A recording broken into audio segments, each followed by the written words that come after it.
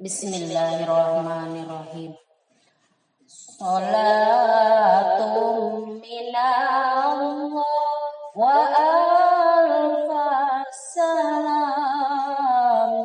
alal Mustafa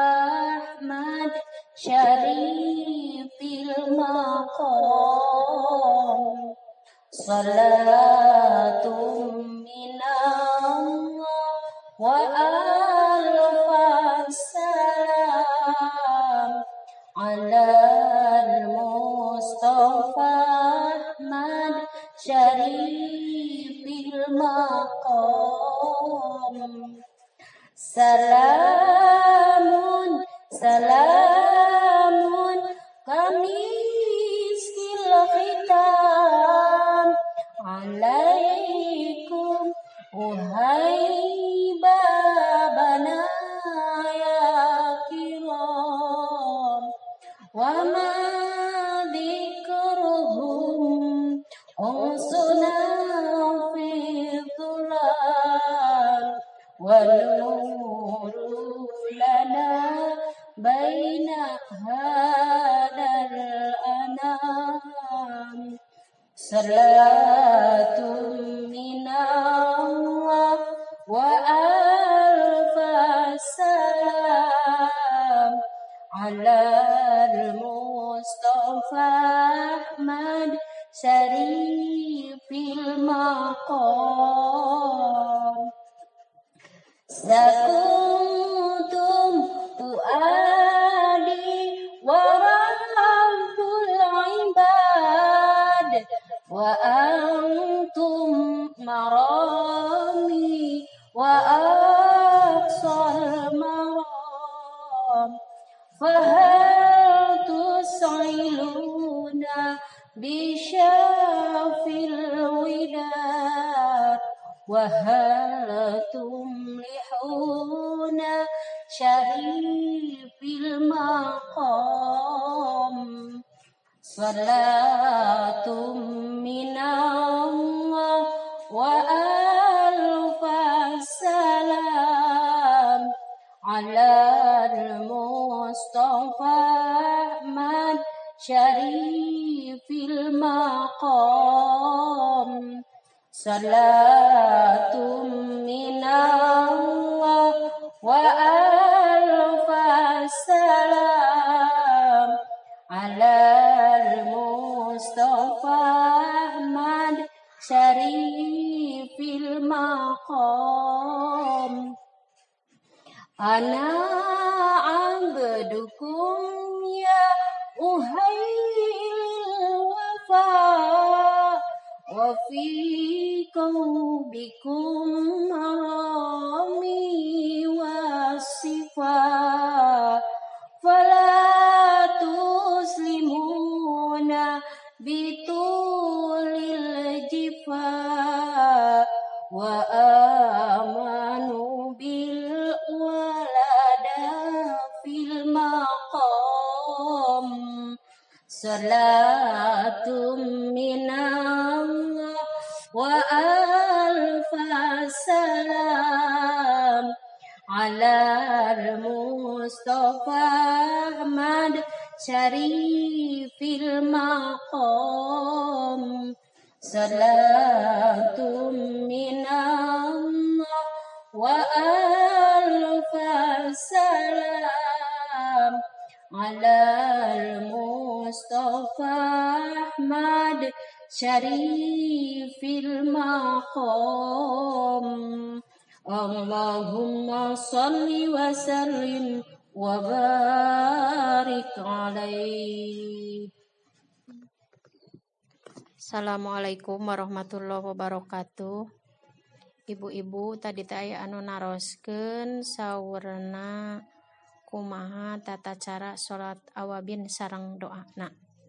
Salat awabin teh nyaeta dilaksanakeun dina sebelum isya sabada maghrib, anu maksadna nyaeta kanggo dipaparin kakiatan iman sinareng Islam dupi ngalaksanakeunana nyaeta 2 rakaat. Nu 2 rakaat eta saatos Fatihah ngaoskeun surat Al-Ikhlas, Qul huwallahu ahad, Allahus somad, genep uihan rakaat kahiji, rakaat kadua ogenan sami saatos Fatihah ngaoskeun surat Al-Ikhlas genep uihan. Dupi doana nyaeta Allahumma inni astaudiuka imani fil hayat wa i'dal mamat wa ba'dal mamat fahpadhu alayya innaka ala kulli syai'in qadir. Subhana rabbika rabbil izzati amma yasifun wa salamun alal mursalin walhamdulillahi rabbil alamin. Tah eta panginten kanggo pelaksanaan upami urang bade ngalaksanakeun salat awabin. Salajengna dilajengkeun kana ngadares Al-Qur'an we heula, waktosna 1/2 jam. Mangga dikawitan. A'udzu billahi minasyaitonir rajim. Bismillahirrahmanirrahim. Wal muhsanatu minan nisa'i illa ma malakat aymanukum kitaballahi 'alaikum wa uhilla lakum ma wara'a dzalikum an tabtaghu bi amwalikum muhsinina ghairu musafihin famastamta'tum bihi minhunna fa'atuhunna ujurahunna fariidah wala junaha 'alaikum fima taradaytum bihi min ba'dil fariidah innallaha kana 'aliman hakima wa man lam yastati' minkum tawlan ayyakihal muhsanatil mu'minati mimma malakat aymanukum min fatayatikumul mu'minat wallahu a'lamu bi imanikum ba'dukum min ba'di fankihuhunna bi idni ahlihinna wa atuhunna ujurahunna bil ma'rufi muhsanatin ghairu musafihatin wala muttakhidati ahdan fa idza uhsinna fa yadayna bi fahisatin fa alayhinna nisfu ma lal muhsanati minal adab dzalika liman khasiyalla anata minkum wa tasbiru khairul lakum wallahu ghafurur rahim yuridullahu liyubayyina lakum wa yahdiyakum sunanal ladzina min qablikum wa yatuba 'alaikum wallahu alimun hakim wallahu yuridu ayyatuba 'alaikum wa yuridu alladzina yattabi'una syahawati an tamilu mailan 'azima yuridullahu ay yukhaffifa 'ankum wa khuliqal insanu dha'ifa ya ayyuhalladzina amanu la tanqulu amwalakum bainakum bil batil illa an takuna tijaratan taradim minkum wa la taqtulu anfusakum innallaha kana bikum rahim wa may yaf'al dhalika udwana wa dhulama fasawfa nuslihi nara wa kana dhalika 'ala Allahi yasira ya tajtanibu kaba'ira ma tunahawna anhu nukaffir 'ankum sayyi'atikum wa nudkhilukum mudkhalan karima wa la tatamannaw ma faddala Allahu bihi ba'dakum 'ala ba'di lirijali nasibum mimma iktasabu walinisai nasibum mimma iktasabu was'alullaha min fadli innallaha kana bikulli syai'in alim ولكل جعلنا موالي مما ترك الوالدان والأقربون والذين أخذت أيمانكم فآتوهم نصيبهم إن الله كان على كل شيء شهيدا الرجال قوامون على النساء بما فضل الله بعضهم على بعض وبما أنفقوا من أموالهم فالصالحات قانتات حافظات للغيب بما حفظ الله واللاتي تخافون نشوزهن فعظوهن واهجروهن في المضاجع واضربوهن إن أطعنكم فلا تبغوا عليهن سبيلا إن الله كان عليا كبيرا وإن خفتم شقاق بينهما فبعثوا حكما من أهله وحكما من أهلها إن يريد إصلاحا يوفق الله بينهما إن الله كان عليما خبيرا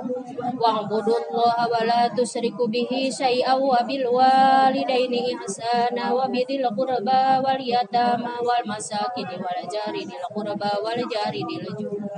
والجار بالجنب والصاحب بالجنب وابن السبيل وما ملكت أيمانكم إن الله لا يحب من كان مختالا فخورا الذين يبخلون ويأمرون الناس بالبخل ويكتمون ما آتاهم الله من فضله وأعتدنا للكافرين عذابا مهينا والذين ينفقون أموالهم رئاء الناس ولا يؤمنون بالله ولا باليوم الآخر ومن يكن الشيطان له قرينا فساء قرينا وماذا عليهم لو آمنوا بالله واليوم الآخر وأنفقوا مما رزقهم الله وكان الله بهم عليما إن الله لا يظلم مثقال ذرة وإن تك حسنة يضاعفها ويؤتي من لدنه أجرا عظيما فكيف إذا جئنا من كل أمة بشهيد وجئنا بك على هؤلاء شهيدا يومئذ يود الذين كفروا وعصوا الرسول لو تسوى بهم الأرض ولا يكتمون الله حديثا يا أيها الذين آمنوا لا تقربوا الصلاة وأنتم سكارى حتى تعلموا ما تقولون ولا جنبا إلا عابر السبيل حتى تغتسلوا وإن كنتم مرضى أو على سفر أو جاء أحد منكم من الغائط أو لامستم النساء فلم تجدوا ماء فتيمموا صعيدا طيبا فامسحوا بوجوهكم وأيديكم إن الله كان غفورا عفوا غفورا لم تر إلى الذين أوتوا نصيبا من الكتاب يشترون الضلالة ويريدون أن تضلوا السبيل والله أعلم بأعدائكم وكفى بالله وليا وكفى بالله نصيرا من الذين هادوا يحرفون الكلم عن مواضعه ويقولون سمعنا وعصينا واسمعوا غير مسمع ورائنا الأيام بألسنتهم وطعنا بالدين ولو أنهم قالوا سمعنا وأطعنا وسمعنا وانظرنا لكان خيرا لهم وأقوام ولكن لعنهم الله بكفرهم فلا يؤمنون إلا قليلا يا أيها الذين أوتوا الكتاب آمنوا بما نزلنا مصدقا لما معكم من قبل أن نطمس وجوها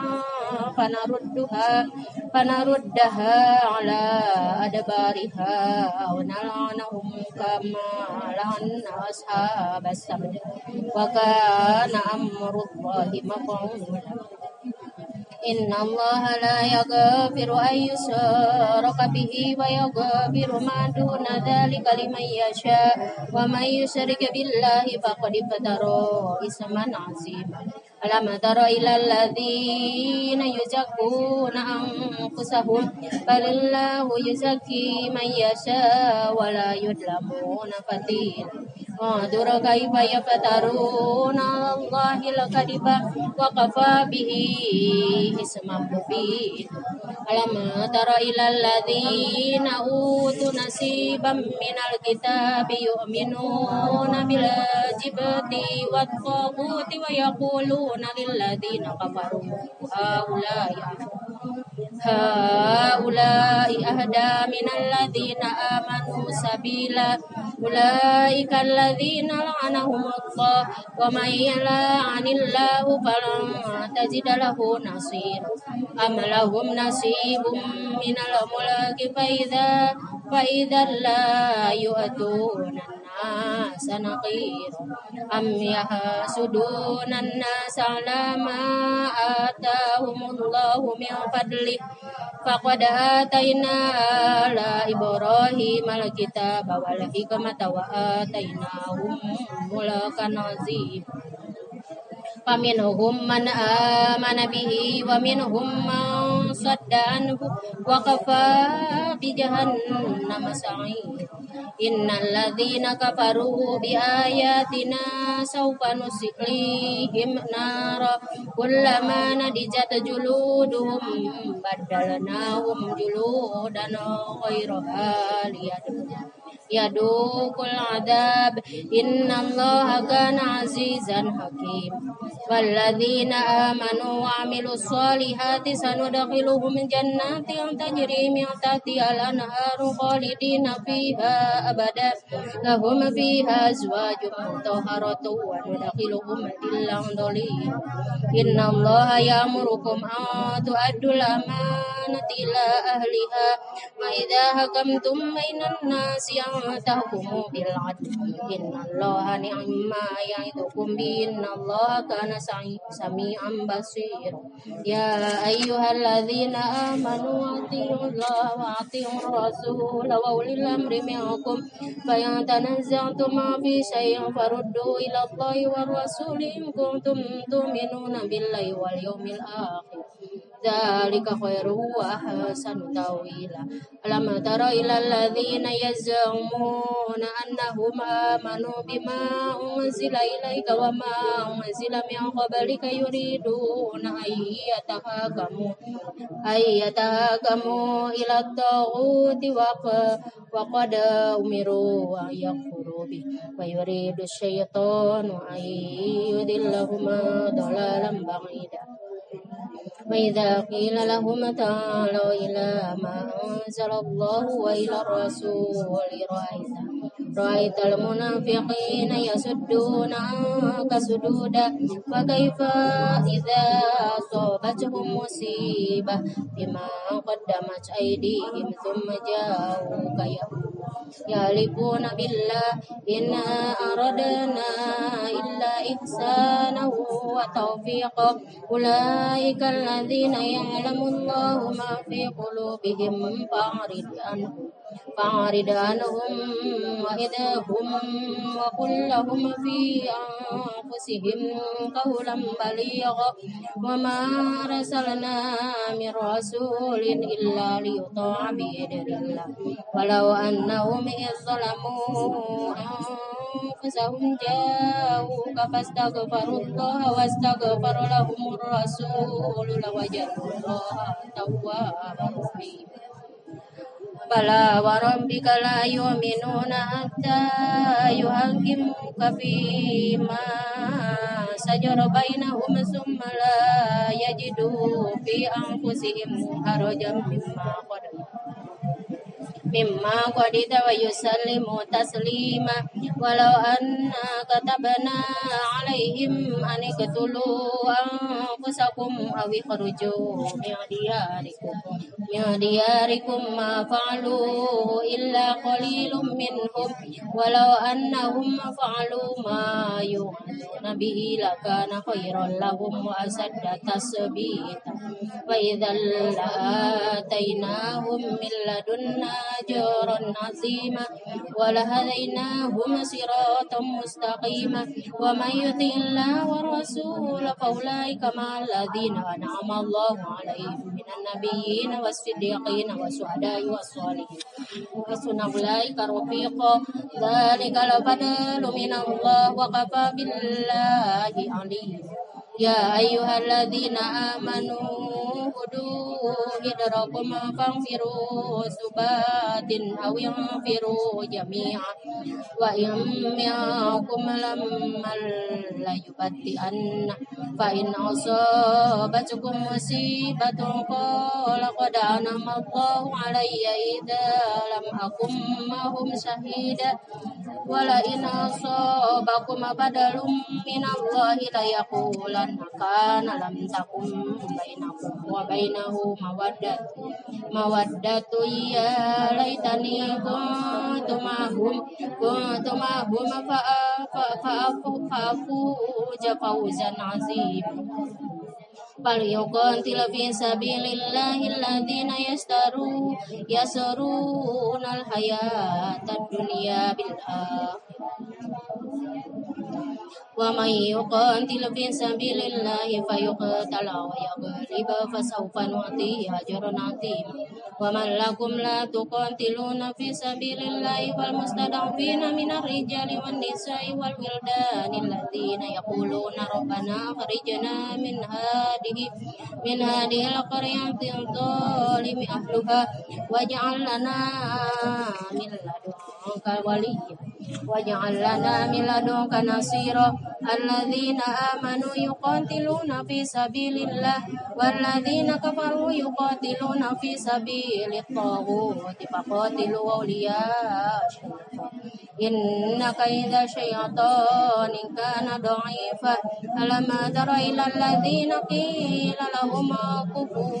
كفوا أيديكم وأقيموا الصلاة وآتوا الزكاة فلما كتب عليكم القتال إذا فريق منهم يخشون الناس كخشية الله أو أشد خشية وقالوا ربنا لما كتبت علينا القتال لولا أخرتنا إلى أجل قريب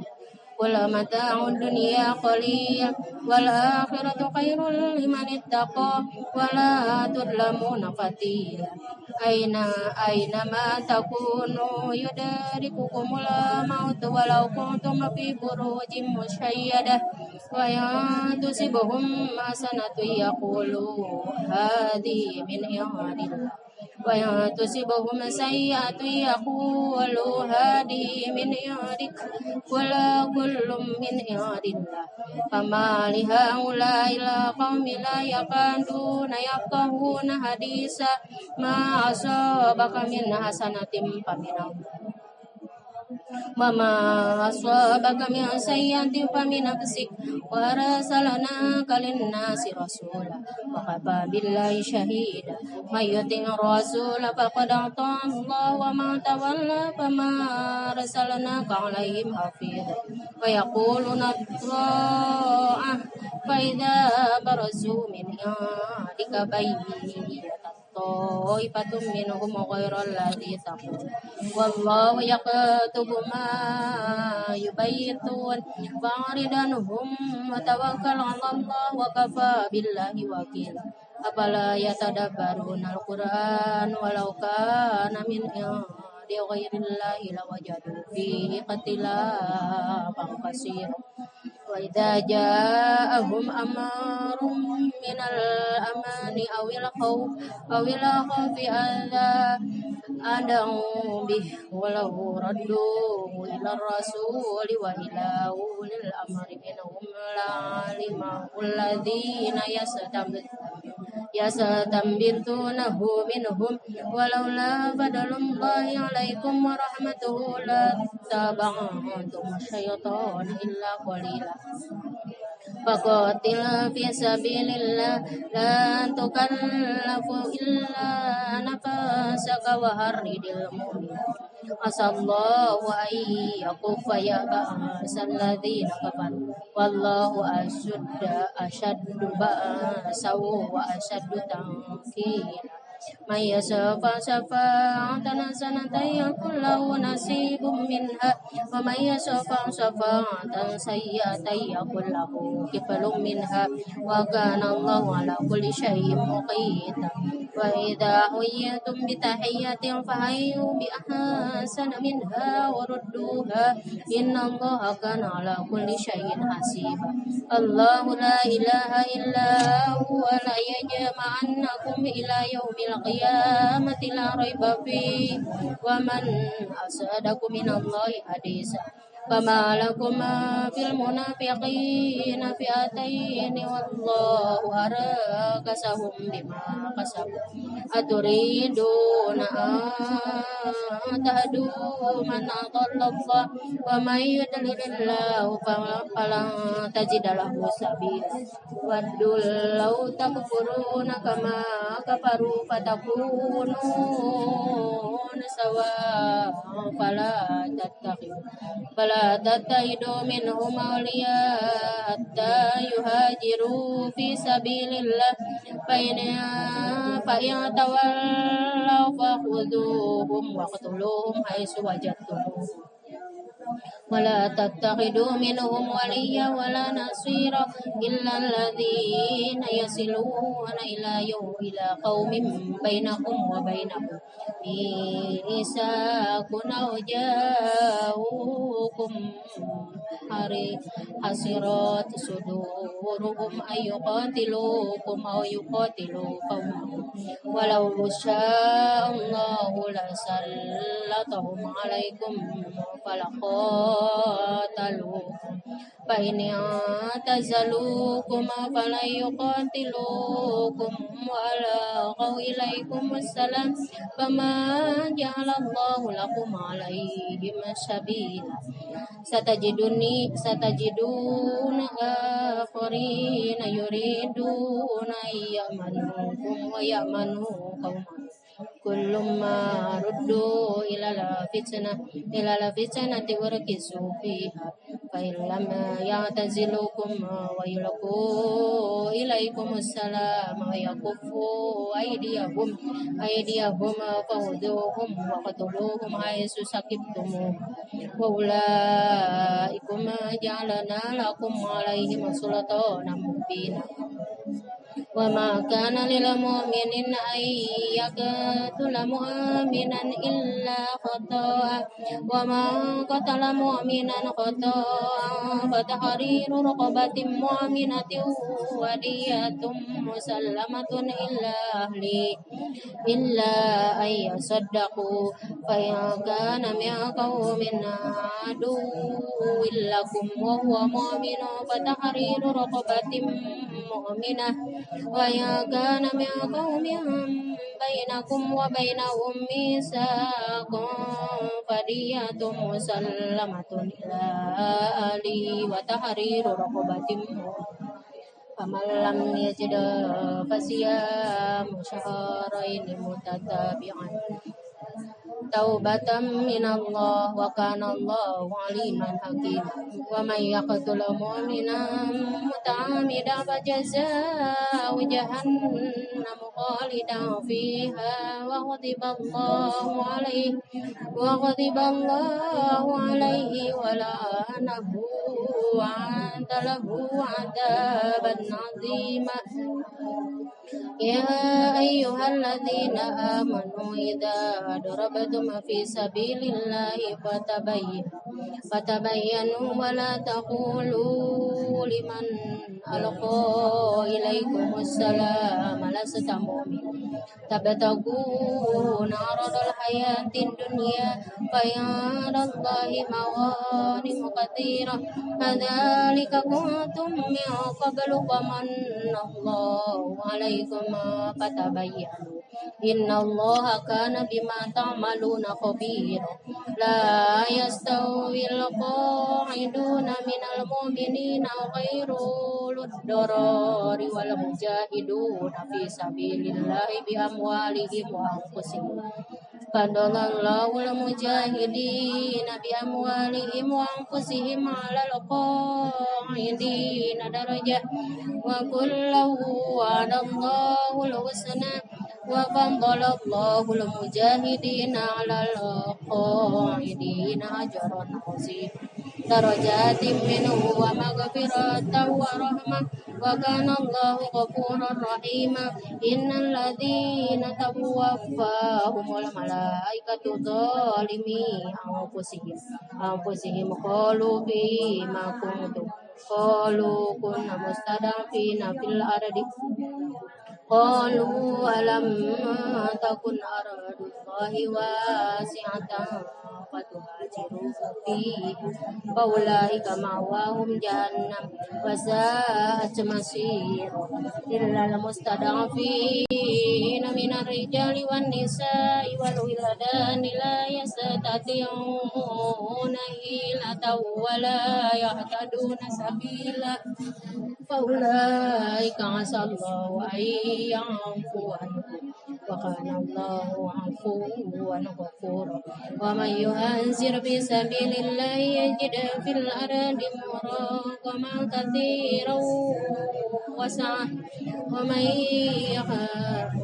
يخرج من بيته مهاجرا إلى الله ورسوله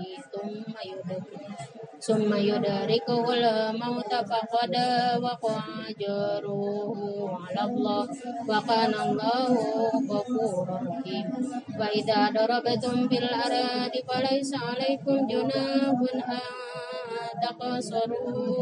أن تقصروا من الصلاة إن خفتم أن يفتنكم الذين كفروا إن الكافرين كانوا لكم عدوا مبينا وإذا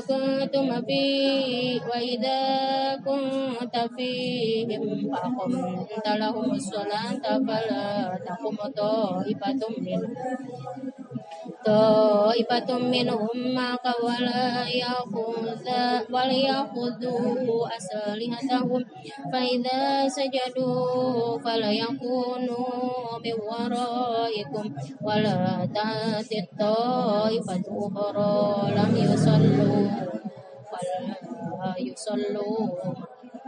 فلا يصلوا معك وليأخذوا حذرهم وأسلحتهم وأن الذين كفروا لو تغفلون عن أسلحتكم وأمتعتكم فيميلون عليكم ميلة واحدة ولا جناح عليكم إن كان بكم أذى من مطر أو كنتم مرضى أن تضعوا أسلحتكم وخذوا حذركم إن الله أعد للكافرين عذابا مهينا فإذا قضيتم الصلاة فاذكروا الله قياما وقعودا وعلى جنوبكم فإذا تمأننتم فأقيموا الصلاة إن الصلاة كانت على المؤمنين كتابا موقوتا ولا تهنوا في ابتغاء القوم إن تكونوا تعلمون فإنكم يعلمون كما تعلمون وترجون من الله ما لا يرجون وكان الله عليما حكيما إنا أنزلنا إليك الكتاب بالحق لتحكم بين الناس بما أراك الله ولا تكن للخائنين خصيما واستغفر الله إن الله كان غفورا رحيما ولا تجادل عن الذين يختانون أنفسهم إن الله لا يحب من كان خوانا أثيما يستخفون من الناس ولا يستخفون من الله وما هم إذ يبيتون ما لا يرضى من القول وكان الله بما تعملون محيطا ها أنتم هؤلاء جادلتم عنهم في الحياة الدنيا فمن يجادل الله عنهم يوم القيامة أم من يكون عليهم وكيلا ومن يعمل سوءا ويظلم نفسه ثم يستغفر الله يجد الله غفورا رحيما ومن يكسب إثما فإنما يكسبه على نفسه وكان الله عليما حكيما ومن يكسب خطيئة أو إثما ثم يرم به بريئا فقد احتمل بهتانا وإثما مبينا ولولا فضل الله عليك ورحمته لهمت طائفة منهم أن يضلوك وما يضلون إلا أنفسهم وما يضرونك من شيء وأنزل الله عليك الكتاب والحكمة وعلمك ما لم تكن تعلم وكان فضل الله عليك عظيما لا خير في كثير من نجواهم إلا من أمر بصدقة أو معروف أو إصلاح بين الناس ومن يفعل ذلك ابتغاء مرضات الله فسوف نؤتيه أجرا عظيما ومن يشاقق الرسول من بعد ما تبين له الهدى ويتبع غير سبيل المؤمنين نوليه ما تولى ونصله جهنم وساءت مصيرا إن الله لا يغفر أن يشرك به ويغفر ما دون ذلك لمن يشاء ومن يشرك بالله فقد ضل ضلالا بعيدا إن يدعون من دونه إلا إناثا ويدعون إلا شيطانا مريدا لعنه الله وقال لا أتخذن من عبادك نصيبا مفروضا ولأضلنهم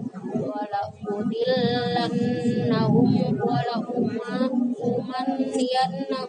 ولآمرنهم فليبتكن آذان الأنعام ولآمرنهم فليغيرن خلق الله ومن يتخذ الشيطان وليا من دون الله فقد خسر خسرانا مبينا يعظكم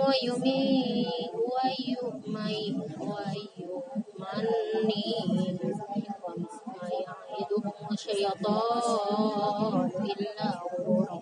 أولئك مأواهم جهنم ولا يجدون عنها محيصا والذين آمنوا وعملوا الصالحات سندخلهم جنات تجري من تحتها الأنهار خالدين فيها أبدا وعد الله حقا ومن أصدق من الله قيلا ليس بأمانيكم ولا أماني أهل الكتاب من يعمل سوءا يجز به ولا يجد له من دون الله وليا ولا نصيرا ومن يعمل من الصالحات من ذكر أو أنثى وهو مؤمن فأولئك يدخلون الجنة ولا يظلمون نقيرا ومن أحسن دينا ممن أسلم وجهه لله وهو محسن واتبع ملة إبراهيم حنيفا واتخذ الله إبراهيم خليلا ولله ما في السماوات وما في الأرض وكان الله بكل شيء محيطا ويستفتونك في النساء قل الله يفتيكم فيهن وما يتلى عليكم في الكتاب في اليتامى النساء اللاتي لا تؤتونهن ما كتب لهن وترغبون أن تنكحوهن والمستضعفين من الولدان وأن تقوموا لليتامى بالقسط وما تفعلوا من خير فإن الله كان به عليما وإن امرأة خافت من بعلها نشوزا أو إعراضا فلا جناح عليهما أن يصلحا بينهما صلحا والصلح خير وأحضرت الأنفس الشح وإن تحسنوا وتتقوا فإن الله كان بما تعملون خبيرا ولن تستطيعوا أن تعدلوا بين النساء ولو حرصتم فلا تميلوا كل الميل فتذروها المعلق وإن تصلحوا وتتقوا فإن الله كان غفورا رحيما وإن يتفرقا يغني الله كلا من سعته وكان الله واسعا حكيما ولله ما في السماوات وما في الأرض ولقد وصينا الذين أوتوا الكتاب من قبلكم وإياكم أن اتقوا الله وإن تكفروا فإن الله ما في السماوات وما في الأرض وكان الله غنيا حميدا لله ما في السماوات وما في الأرض وكفى بالله وكيلا إن يشأ يذهبكم أيها الناس ويأتي بآخرين وكان الله على ذلك قدير من كان يريد ثواب الدنيا فعند الله ثواب الدنيا والآخرة وكان الله سميعا بصيرا يا أيها الذين آمنوا كونوا قوامين بالقسط شهداء لله ولو على أنفسكم أو الوالدين والأقربين إن يكن غنيا أو فقيرا فالله أولى بها فلا تتبعوا الهوى أن تعدلوا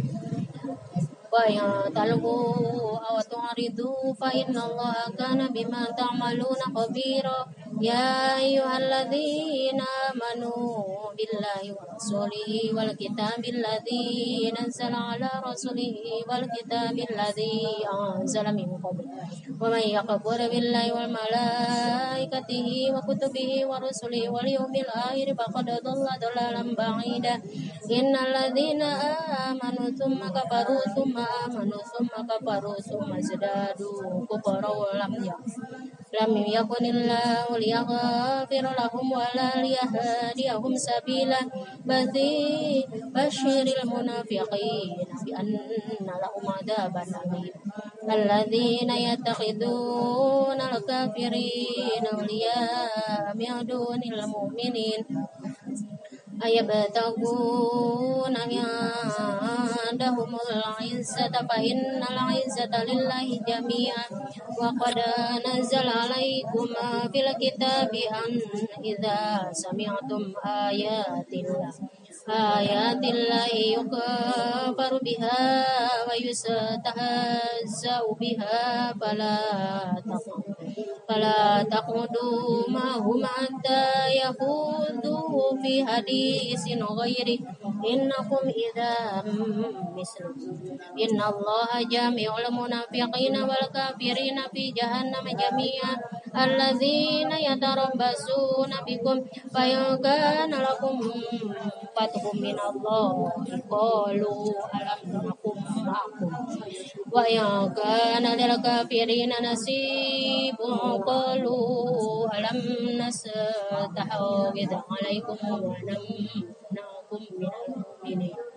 الله يحكم بينكم يوم القيامة ولن يجعل الله للكافرين على المؤمنين سبيلا إن المنافقين يخادعون الله وهو خادعهم وإذا قاموا إلى الصلاة قاموا كسالى يراءون الناس ولا يذكرون الله إلا قليلا مذبذبين بين ذلك لا إله هؤلاء ولا إله هؤلاء ومن يضلل الله فلا تجد له سبيلا يا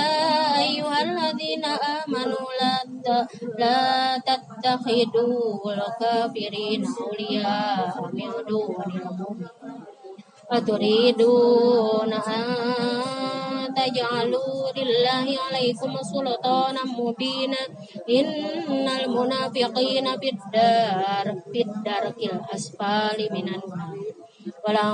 تجد لهم نصيرا إلا الذين تابوا وأصلحوا واعتصموا بالله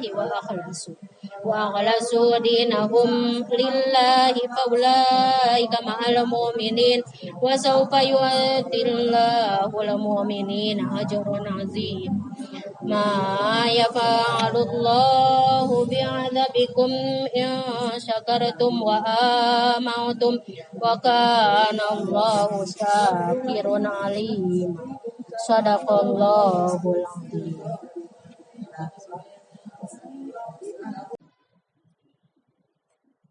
Assalamualaikum warahmatullahi wabarakatuh. Alhamdulillahilladzi khalaqal mauta wal hayata liyabluwakum ayyukum ahsanu amala. Summa sholatu wassalamu ala rasulillah wa ala alihi wa sahbihi wa mawala amma ba'du. Pertama-tama marilah kita sama-sama menyampaikan rasa syukur kehadirat Allah Subhanahu wa taala yang telah memberikan bermacam-macam nikmat kepada kita, terutama nikmat panjang umur. Sehingga alhamdulillah dalam kesempatan ini kita masih sama-sama bisa melaksanakan kegiatan, bisa melaksanakan aktivitas sebagaimana biasanya. Juga sholawat beserta salam semoga tetap Allah limpah curahkan kepada baginda alam, yakni Habibana wa Nabiyana Karim Kangjeng Nabi Muhammad Sallallahu Alaihi Wasallam, keluarganya, sahabatnya, mudah-mudahan sampai kepada kita selaku umatnya. Amin ya Allah ya Rabbal Alamin. Pemirsa dimanapun berada, mudah-mudahan kita tergolong orang yang senantiasa haus akan ilmu, dan mudah-mudahan kita selalu diberikan kekuatan, selalu diberikan pertolongan oleh Allah Subhanahu wa Ta'ala untuk bisa melaksanakan kewajiban-kewajiban kita sebagai umat Islam yang telah ditetapkan, yang telah diperintahkan oleh Allah Subhanahu wa Ta'ala di dalam Al-Quran maupun Al-Hadis. Terutama barangkali dalam melaksanakan kewajiban, yaitu sholat 5 waktu, dan mudah-mudahan semuanya bisa disertai dengan ilmunya, sehingga kita tidak akan bosan dalam mencari ilmu, sehingga kita tidak akan bosan dalam mencari ilmu-ilmu yang ada kaitannya dengan peribadahan. Karena ada salah satu syair, wa kullu man bi ghairi ilmi ya'malu amaluhu mardudatun la tuqbalu. Wa kullu man bi ghairi ilmi ya'malu amaluhu mardudatun la tuqbalu. Siapa orang ibadah tak dengan ilmu, maka semua amalnya ditolak tak diterima. Sekali lagi. Wa kullu man bi ghairi ilmi ya'malu amaluhu mardudatun la tuqbalu. Siapa orang ibadah tak dengan ilmu, maka semua amalnya ditolak tak diterima. Oleh karena itu, mudah-mudahan kita selalu diberikan pertolongan oleh Allah Subhanahu wa Ta'ala untuk selalu tidak bosan untuk mencari ilmu pengetahuan, untuk mencari informasi demi untuk peningkatan dalam peribadahan. Amin ya Allah ya Rabbal Alamin.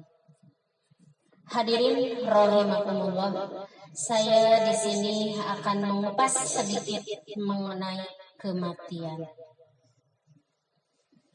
Sebagaimana Allah Subhanahu wa Ta'ala berfirman dalam Quran surat Al-An'am ayat 32, "Wa mal hayatud dunya illa la'ibu wa lahun wa ladarul akhiratu khairul ladzina yattaquna afala ta'qilun." Dan tidaklah kehidupan dunia ini selain dari main-main dan senda gurau belaka. Dan sungguh kampung akhirat itu lebih baik bagi orang-orang yang bertakwa. Afala taqilun. Apakah kita tidak berpikir? Ya. Nah, barangkali di sini kita terkadang terlena dengan kehidupan. Kita terkadang lalai dalam kehidupan, terhanyut juga di dalam kehidupan, sehingga kita seolah-olah tidak ingat akan kematian. Padahal kita semua yang ada di dunia ini akan menimpa, pada akhirnya kita akan merasakan kematian. Tapi kalau saking kita merasakan betahnya hidup di dunia, nikmatnya hidup di dunia, atau kenikmatan, kebahagiaan yang ada di dunia ini, menimpa kita seolah-olah kita akan hidup di dunia ini selamanya. Padahal sungguh kita akan menuju kepada kematian. Semuanya akan merasakan pada kematian. Oleh karena itu, untuk mengingatkan kita akan kematian, biasakan kita apabila ada orang yang meninggal, barangkali kita bisa menengoknya sehingga akan menjadikan kita mengingat bahwa kita itu akan sama merasakan kematian tersebut. Hadirin rahimakumullah. Walaupun seseorang memiliki harta yang melimpah, bangunan yang kokoh dan megah, itu semua hanyalah sebagian daripada ujian. Kemudian barangkali diberikan anak yang cerdas, anak yang sukses, yang tidak ada celahnya, itu juga sama adalah sebagai ujian. Apabila dengan kesemuanya itu kita bisa menjalankannya, bisa menjaganya dengan sebaik-baiknya, dengan tidak ada rasa sombong, tidak ada rasa angkuh akan segala kenikmatan, segala kemegahan yang telah didapatkan oleh kita, maka insya Allah kita diberikan harta yang melimpah. Apabila kita bisa menggunakan dengan sebaik-baiknya, maka itu akan menjadikan sebuah pahala, akan menjadikan sesuatu yang dapat diketemukan nanti di akhirat. Kemudian apabila diberikan kenikmatan, misalnya diberikan anak yang soleh, anak yang sukses berbagai seginya, sehingga kita tidak menjadikan diri kita menjadi angkuh, tidak menjadikan diri kita menjadi sombong, bahkan akan menjadi rendah hati, akan menjadikan kita menjadi orang yang tunduk, orang yang rendah diri, rendah hati, dan insya Allah itu akan menjadikan sebuah cobaan tersebut bisa menjadikan sebuah kebaikan bagi kita, sehingga bisa mendapatkan pahala bagi kita. Wa'lamu annama amwalakum wa auladukum fitnah wa annallaha indahu ajrun azim. Bahwa hartamu dan anak-anakmu itu hanyalah sebagai cobaan, dan sesungguhnya di sisi Allah lah pahala yang besar. Wa annallaha indahu ajrun azim, dan sesungguhnya di sisi Allah lah adalah pahala yang besar. Yakni apabila kita dengan ujian-ujian kita bisa lulus dari ujian tersebut, insya Allah kita akan mendapat pahala atau akan mendapatkan hasil yang baik, ya. Kalau kita ulangan juga, kita ujian di sekolah, misalkan bagi anak-anak sekolah, apabila kita ujiannya hasilnya lulus baik, maka itu akan mendapatkan suatu kebahagiaan bagi orang tersebut. Nah, begitu juga kita dalam menjaga kehidupan ini tidak boleh menjadikan sesuatu menjadi angkuh, menjadi sombong. Itu akan tetap menjadikan kerugian bagi kehidupan kita. Jangankan kehidupan di dunia, ya, di akhirat juga nanti akan diketemukan dari apa yang telah kita perbuat tersebut. Kita sebagai manusia yang lemah, yang tidak ada daya, tidak ada upaya kecuali hanya kekuatan dari Allah Subhanahu wa Ta'ala, maka Oleh karena itu la haula wala quwwata illa billahil aliyyil azim. Oleh karena itu kita harus selalu ingat, harus selalu mempersiapkan diri bahwa kita itu semuanya akan merasakan kematian dan akan mengakhiri semua urusan duniawi, akan mengakhiri semua pekerjaan rutinitas kita sehari-hari dengan tanpa memberitahu sebelumnya. Karena kematian adalah ibarat sebuah gelas